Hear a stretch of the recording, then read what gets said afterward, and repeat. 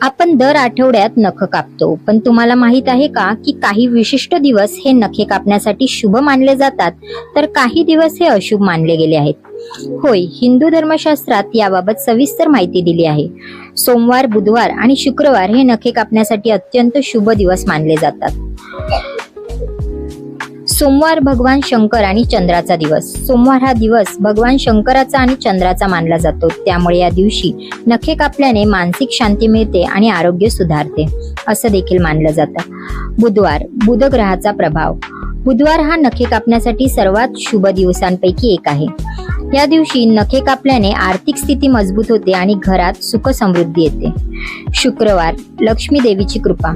शुक्रवार हा विशेषतः देवी लक्ष्मीचा दिवस मानला जातो. या दिवशी नखे कापल्याने धनलाभ होतो आणि लक्ष्मी मातेची कृपा कायम राहते. आता जाणून घ्या कोणते दिवस नखे कापण्यासाठी टाळावेत. शनिवार, मंगळवार, गुरुवार अशुभ दिवस. शनिवार, मंगळवार आणि गुरुवार हे नखे कापण्यासाठी अशुभ दिवस मानले जातात. या दिवशी नखे कापल्याने घरात वाद, आरोग्याच्या समस्या किंवा आर्थिक अडचणी निर्माण होऊ शकतात असं मानलं जातं. अमावस्या आणि उपवासाचे दिवसही टाळा.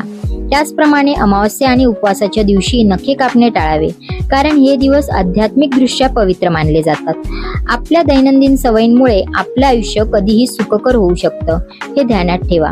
यासाठी प्राचीन परंपरेत सांगितलेल्या या लहान गोष्टी पाळणं नक्कीच फायदेशीर ठरू शकतं.